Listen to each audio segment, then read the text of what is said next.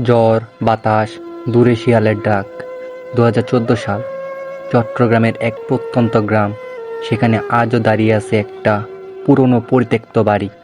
গ্রামের মানুষ দিনের বেলায়ও ওই বাড়ির সামনে দাঁড়াতে ভয় পায়, কারণ রাত হলেই নাকি বাড়িটার ভেতর থেকে শোনা যায় মহিলার কান্না।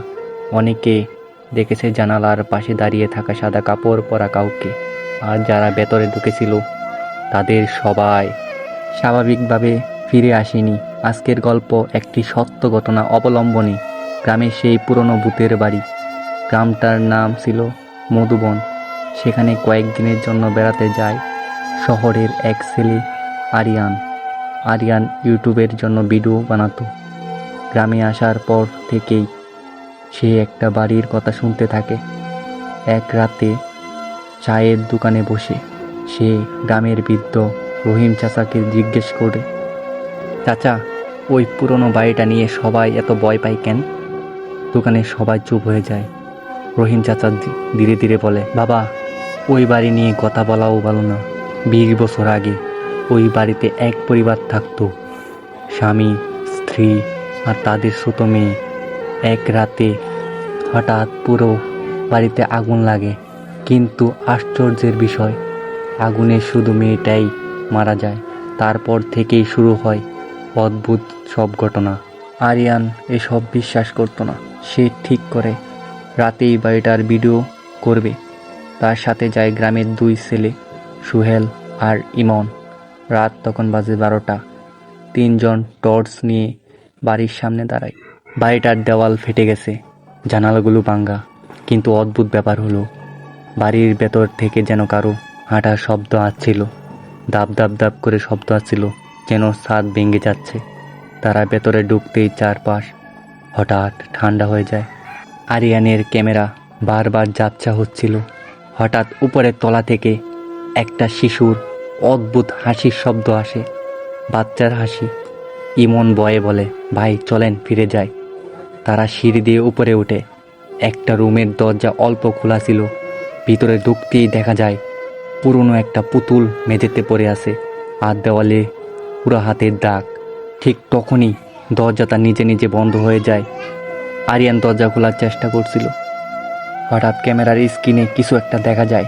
পেছনে দাঁড়িয়ে আছে ছোট্ট একটা মেয়ে, চুল মুখের সামনে, শরীর পুরো পুরা, আর চোখ দুটো একদম সাদা। আরিয়ান ঘুরে তাকায়, কেউ নেই। আবার ক্যামেরার দিকে তাকাতেই মেয়েটা আগের চেয়ে আরও কাছে।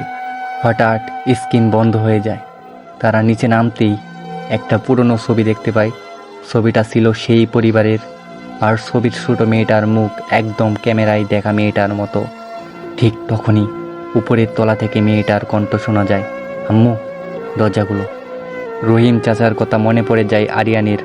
আগুন লাগার রাতে নাকি মেয়েটা রুমের ভেতর আটকে ছিল, আর সে দরজা খুলতে খুলতে চিৎকার করছিল, কিন্তু কেউ তাকে বাঁচাতে পারেনি। হঠাৎ পুরো বাড়ি ভেতর আগুনের গন্ধ ছড়িয়ে পড়ে। দেওয়ালে কালো দাগগুলো যেন নতুন হয়ে উঠতে থাকে। ইমন হঠাৎ চিৎকার দেয়। তার হাতের ওপর ছোট্ট পুরো হাতের ছাপ দেখা যায়। ইমন বলল, ও ও আমাদের যেতে দেবে না। ঠিক তখনই উপরের তলায় আগুন জ্বলার মতো আলো দেখা যায়, আর একটা ছোট মেয়ে ধীরে ধীরে সিঁড়ি বেয়ে নিচে নামতে থাকে। মেয়েটার শরীর পুরো পুরা, কিন্তু মুখে ভয়ঙ্কর হাসি। সে ধীরে ধীরে বলে, তোমরা আমাকে একা রেখে যাচ্ছ? হঠাৎ চারপাশে আগুনের শব্দ শুরু হয়। বাড়িটার দরজা বন্ধ হয়ে যায়। সুহেল দৌড়ে দরজা ভাঙতে থাকে। আরিয়ান ক্যামেরা নিয়ে পেছনে তাকাতেই দেখে মেয়েটা তার একদম সামনে দাঁড়িয়ে আছে।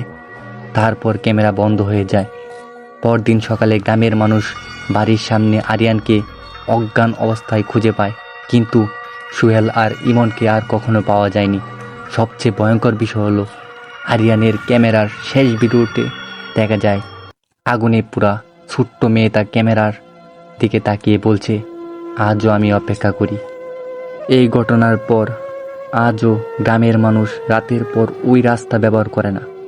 আর বাড়িটার পাশ দিয়ে গেলে নাকি এখনও শোনা যায় একটা ছোট্ট মেয়ের কান্না।